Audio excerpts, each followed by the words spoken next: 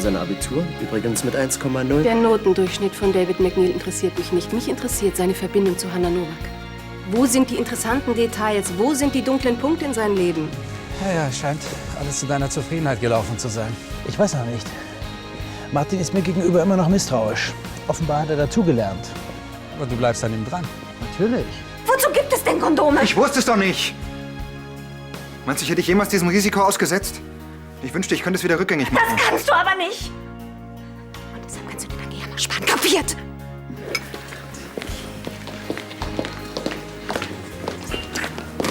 Entschuldigung. Du? Fabian.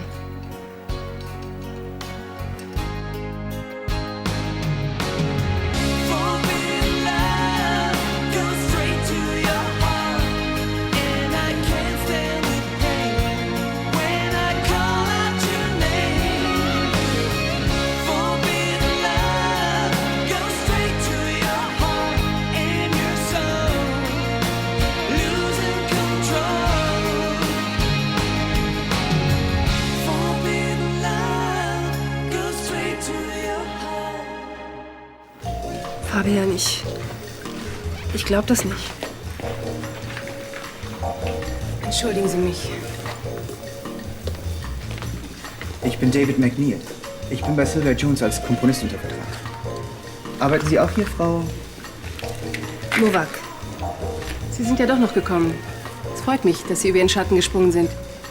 Ja, ich wollte vermeiden, mir gleich den Ruf als Partymuffel einzuhandeln. Ja, da wäre ich auch sehr enttäuscht gewesen. Ihr habt euch schon vorgestellt? Ja. Ja, entschuldigen Sie bitte, Frau Nowak. Frau Jones, Sie wollten mir dann noch einige Vorschläge für unser Projekt machen.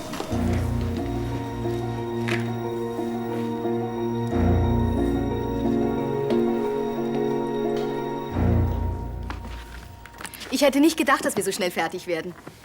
Jetzt schaffe ich es noch zur Vernissage in Schneiders. Was meinen Sie, warum ich mich so kurz gefasst habe? Meine Schwester würde mir das nie verzeihen, wenn Sie nicht kommen könnten. Und Sie haben sich auch nur wegen Ihrer Schwester so exzellent auf diese Besprechung vorbereitet. So oder so. Also ich bin sehr zufrieden mit den Zahlen. Ja, ich auch. Also solche Zuwachsraten bei der derzeitigen Lage, das ist nicht selbstverständlich. Tja, eine Fehlinvestition in die so angeblich lukrative Werbeagentur hätte uns ganz schön reingerissen. Naja, mit den Jahren entwickelt man einen gewissen Riecher. Und bei diesem Della Vega war mir von vornherein klar, dass da etwas faul ist. Tja, glücklicherweise haben Sie noch rechtzeitig einen Rückzieher gemacht. Tja. Na, wie dann auch sei, ich muss los. Ich wünsche Ihnen noch viel Spaß bei der Ausstellung. Danke, Wiedersehen. Herr Schneider. Tschüss. Herr Schneider? Also den richtigen Riecher, den hatte ja wohl eher dein Bruder. Das ist doch völlig egal, nur das Ergebnis zählt. Hat dein Bruder jetzt was gut bei dir? Aus reiner Nächstenliebe hat er mir bestimmt nicht geholfen. Du übertreibst es mit deinem Misstrauen. Vielleicht hat er sich geändert. Hat er nicht. Warum ist er denn dann auf dich zugegangen? Du kennst ihn doch überhaupt nicht. Er macht nichts ohne Hintergedanken. Wahrscheinlich braucht er Geld. Aber von mir kriegt er keinen Cent. Typisch. Du denkst mal wieder, dass sich alles nur um dich dreht.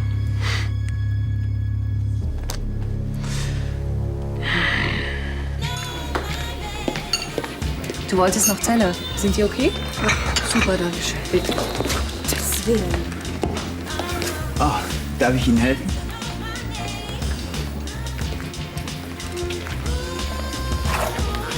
Nervös, oder? Nein, gar nicht. Du findest nicht, dass Hannah irgendwie durcheinander wirkt? Ach so. Weiß ich nicht. So, ich glaube, wir haben alles. Danke. Ja, nicht ganz. Nicht jetzt, ruf mich an. Keine Ursache. Ich fürchte, mein Bedarf am Partytrubel ist schon wieder gedeckt. Du willst schon gehen? Sie sind doch gerade erst angekommen. Haben Sie überhaupt schon was gegessen? Ja, war auch alles sehr lecker. Dann lassen Sie uns was trinken und ich stelle Ihnen ein paar Leute vor. Ein nettes Angebot. Aber ich würde lieber einige Passagen Ihrer Filmmusik noch mal überdenken. Auch gut. Dann kommen Sie nachher auf ein Glas Wein zu mir hoch und wir gehen die Entwürfe gemeinsam durch, ja? Kann ich machen. Gut, bis nachher. Wiedersehen. Tschüss. Tschüss.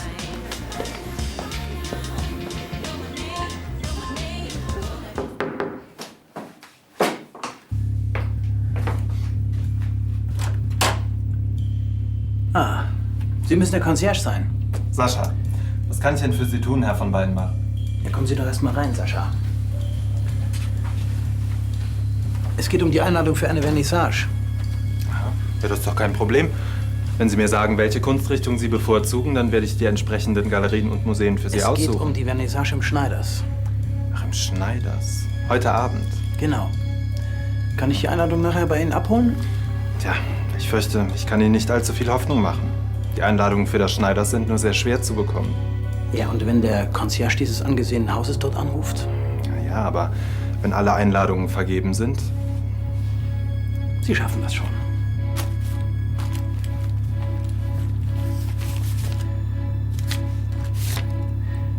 Oder liege ich da falsch? Ich werde sehen, was ich für Sie tun kann. Es muss der Schneider sein, heute Abend. Also, strengen Sie sich an.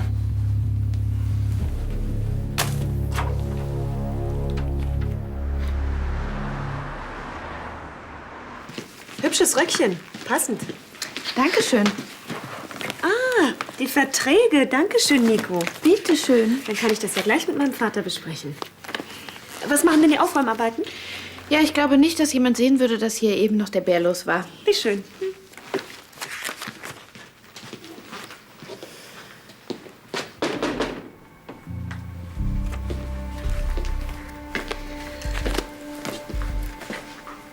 Noch fleißig?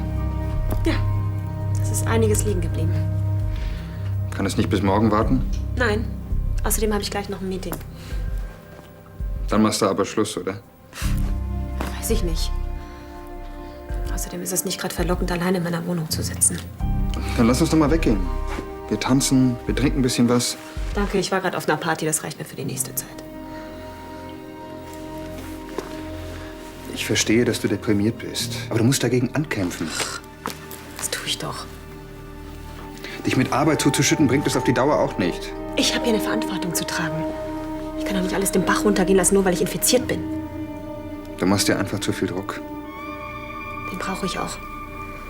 Sonst merken die anderen doch, dass mit mir was nicht stimmt. Und wenn schon. Ewig kannst du kein Geheimnis daraus machen. Oh, Geheimnisse? Bitteschön. Danke. Da bist du ja. Hey, ich habe dich gar nicht gesehen. Setz dich doch. Hallo. Noch ein Glas Wein, bitte. Ja, gerne. Erzähl, wie war die Party? Nett. Und ein Buffet? Ist ganz gut angekommen. War Silvia friedlich? Naja, ein Glutamatschok hatte sie nicht. Sag mal, hast du noch Lust, etwas zu unternehmen? Kino, Theater oder eine Runde Basketball? Ich würde eigentlich am liebsten ins Bett. Ja, nichts dagegen. Ich würde ganz gerne alleine sein. Ich bin den ganzen Tag unter Leuten gewesen. Sei mir nicht böse, ja? Ach was, ruh dich ruhig aus. Das ist schon okay. Okay. Tschüss. So. Ja, dann nehme ich.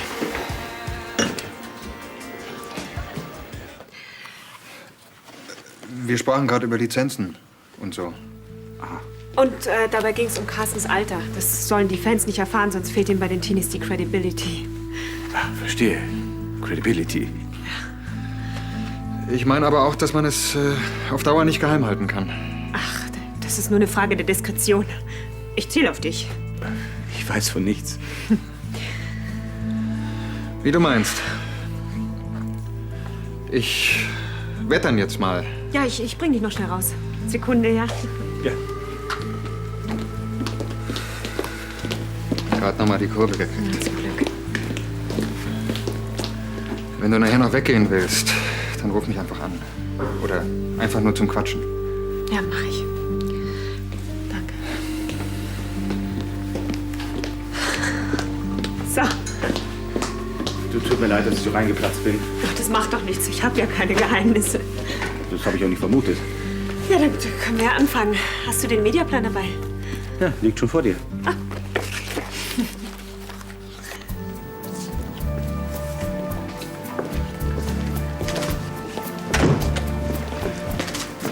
Angelo, hier ist meine Einladung.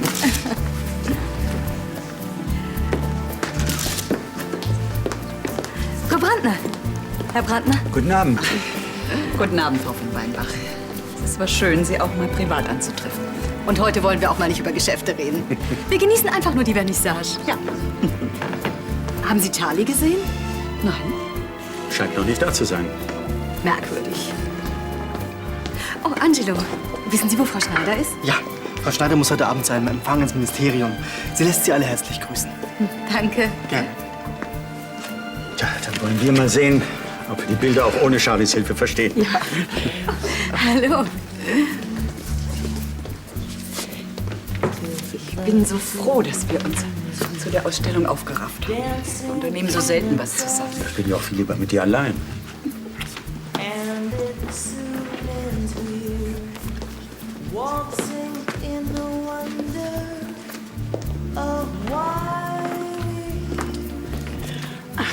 Sehr originell, nicht wahr? Materialien. Wirklich sehr interessant.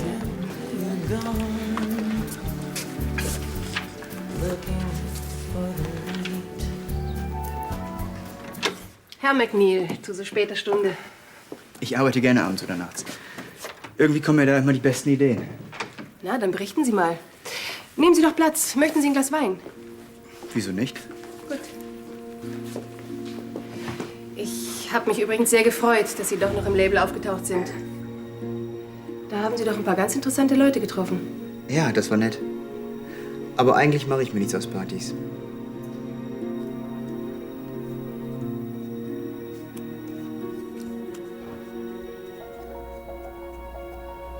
Und wenn dieses Leitmotiv dann in jeder Szene auftaucht, dann haben wir den Bogen zur Anfangseinstellung geschlagen. Wirklich brillant. Ich bin sehr beeindruckt von Ihrer Arbeit. Naja, das ist ja auch kein Wunder bei Ihrem Lebenslauf. Was hat Sie eigentlich damals nach Australien verschlagen? Ach, das ist eine lange Geschichte. Oh, sorry. Kein Problem. McNeil? Fabian, ich bin's. Ach, guten Abend, was kann ich für Sie tun? Wieso bist denn du hier? Ja, Sie sagen es. Bist du nicht allein? Also, wie ich Ihnen schon mitgeteilt habe, gegen ein Treffen hätte ich nichts einzuwenden. Ist das nicht ein bisschen gefährlich? Nein, nein, da machen Sie sich mal keine Sorgen. Also, wir sehen uns um 23 Uhr, sagen wir, in der Alpener Straße, Ecke Goethestraße. Wäre das machbar für Sie? Okay, ich komme. Freut mich. Also bis dann. Auf Wiederhören.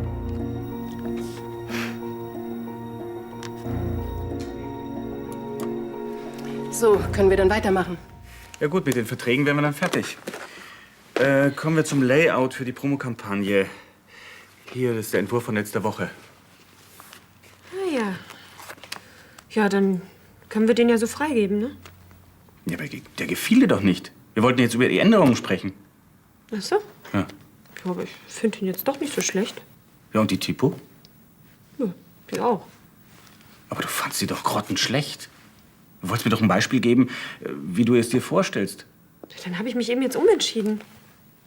Ja, mein Gott, es ist doch wohl nicht weltbewegend, ob man nun die Schrifttype oder die Schrifttype nimmt. Also wenn du jetzt keinen Kopf dafür hast, können wir auch morgen darüber reden. Wozu treffen wir uns denn, wenn wir die Entscheidung dann doch verschieben? Ne? Die Anzeige wird genau so gemacht. Ja, oder soll ich vielleicht der Art Director anrufen und direkt mit dir sprechen? Die Anzeige ist gut so. Wir haben lang genug darüber diskutiert. Das ist die Sache nun wirklich nicht wert. Ja, dann sind wir jetzt fertig, oder? Ja, sind wir fertig. Wollen wir noch zusammen was essen gehen? Ach du, heute nicht. Ich ersticke in Arbeit. Na gut, aber mach nicht so lange, ja? Mach dir keine Sorgen, ja?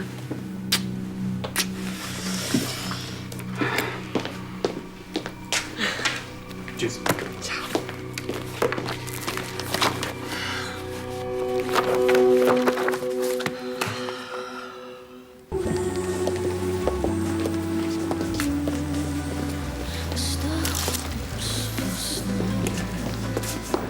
Das wäre auch mein Favorit.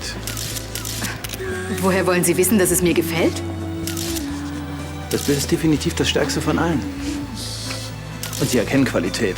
Das sehe ich auf den ersten Blick. Meinen Sie? Und wenn ich das Bild gar nicht mag? Tja, dann habe ich über Nacht meine Menschenkenntnis verloren. Sie scheinen sich sehr sicher zu sein. Ich höre nur auf mein Gefühl. Eine tolle Ausstellung, nicht wahr? Guten Abend. Guten Abend. Charlie hat wirklich ein Händchen für neue Künstler. Sie hat eben ein Auge für Qualität. Darauf kommt es an. Haben Sie mal was von Franziska gehört? Hat sie sich eingelebt in New York? Sie ist ganz begeistert. Ist ja auch eine faszinierende Stadt. Wo wohnt sie denn? Suchen Sie was? Ja. Nein, macht nichts. Und? Hast du es dir überlegt? Was überlegt? Wir wollten doch vielleicht ausgehen. Habe ich gesagt, dass ich mitkomme? Du wolltest drüber nachdenken. Ja, aber ich habe viel zu tun. Es gibt noch andere Dinge als Arbeit. Freunde, ausgehen, Musik. Krankheiten, Infektionen, Tod. Es tut mir leid, aber ein bisschen tanzen löst auch nicht meine Probleme. Ich bin der Letzte, dem du das erklären musst. Na, dann lass mich doch einfach in Ruhe. Wenn ich arbeite, dann denke ich wenigstens manchmal ein paar Minuten nicht an diesen verdammten Virus. Er ist aber da. Und er wird sich irgendwann bemerkbar machen. Ach komm, Carsten, bitte. Mir ging es am Anfang genauso wie dir jetzt. Aber willst du irgendwann sagen, ich habe mein ganzes Leben im Büro verbracht? Ich liebe meinen Job. Soll ich den jetzt aufgeben, nur weil ich HIV-positiv bin? Es gibt wichtigere Dinge als Arbeit. Besondere Augenblicke, schöne Erlebnisse. Alles Dinge, die du irgendwann nicht mehr machen kannst, weil es dir dann zu schlecht geht. Willst du mir jetzt Angst machen? Das ist echt nicht nötig. Ich will nur, dass du aufwachst. Fang endlich an zu leben. Jeder Tag zählt. Ihre Schwester ist viel rumgekommen, so viel steht fest. Geht das vielleicht etwas genauer? Komplett kann man ihre Bewegungen nicht rekonstruieren. Sternweise verschwindet sie von der Bildfläche, dann taucht sie ganz woanders wieder auf. Mit anderen Worten, Sie haben nichts Neues. Die Biografien von ihrer Schwester und diesem McNeil überschneiden sich genau einmal. In Paris. Inwieweit? Das muss geklärt werden. Zum Glück habe ich jemanden vor Ort, der dem nachgehen kann. Allerdings kostet das ein bisschen extra. Ja, machen Sie sich da mal keine Sorgen.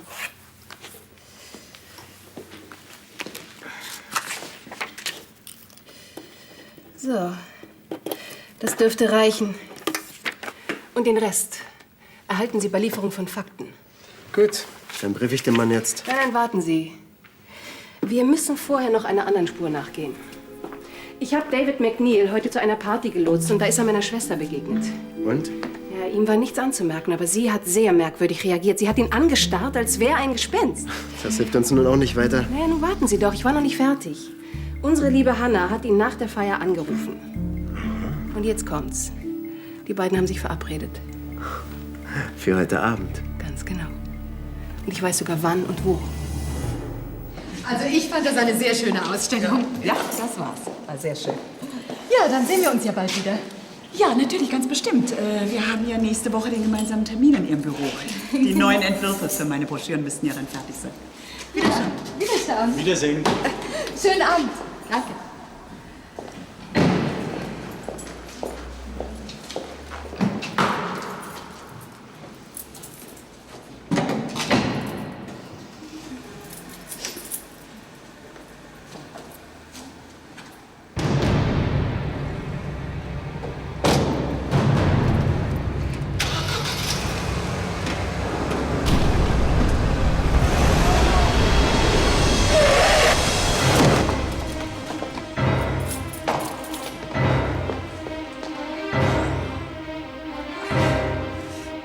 Oh Gott.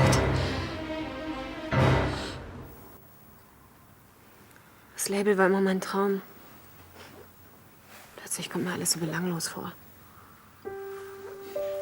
Die Krankheit stellt alles auf den Kopf. Aber so geht es uns allen. Ich habe ziemlich viel durchgemacht. Der Job hat mir immer geholfen. Ich verstehe nicht, warum er mir jetzt nichts mehr gibt. Weil dir endlich klar geworden ist, was wirklich wichtig ist. Zu leben. Na toll. Das heißt für dich Party. Ich weiß es nicht. Tu einfach das, was du willst. Klar. Ich schmeiß alles hin und verlass mich auf einer Südseeinsel. Wenn genau das dein Traum ist, dann tu es, aber tu es jetzt. Ich habe sie wirklich nicht gesehen. Tut mir leid. Schon okay. Nichts passiert. Oh Gott, Sie haben Schmerzen. Ach, die vergehen schon wieder. Warten Sie, ich helfe Ihnen. Au! Oh! Oh Gott, Sie sind verletzt. Ich hole einen Notarzt. Ach, doch nicht wegen so einer Lappalie. Sie können doch gar nicht auftreten. Doch, doch. Sehen Sie? Geht doch. Können Sie so Auto fahren? Ich werde es versuchen. Sonst nehme ich mir ein Taxi. Das bezahle selbstverständlich ich. Sie müssen dringend zu einem Arzt. Mal sehen. Nein, wirklich, mit sowas ist nicht zu spaßen. Die Kosten trage selbstverständlich ich. Warten Sie, meine Karte.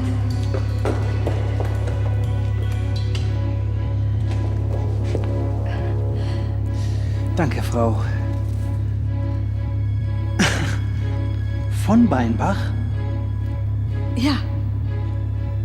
Verzeihen Sie, ich bin nur etwas irritiert. Warum? Ihr Name. Von Beinbach. Was ist damit? Tja, nichts, aber gestatten Sie, dass ich mich vorstelle. Bernd von Beinbach.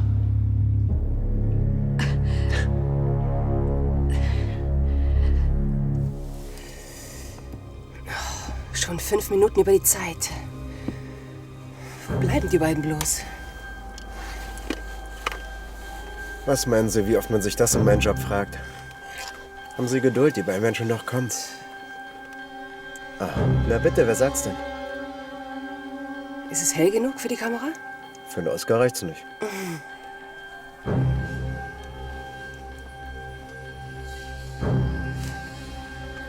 Der arme Lars. Er wird nicht begeistert sein, wenn wir ihm das vorspielen. Verdammt, das sind sie nicht.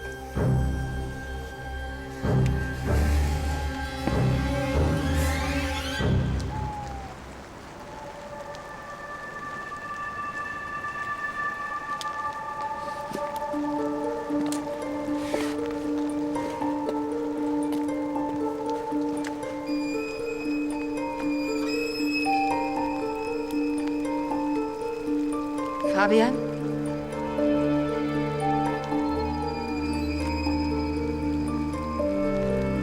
Fabian? Ist dir jemand gefolgt? Nein. Es tut mir leid, aber als du angerufen hast, da war ich schon beim anderen Treffpunkt. Tut mir leid, dass du den Umweg machen musstest. Ich habe dich vorhin sofort erkannt. Auch wenn das schon so lange her ist.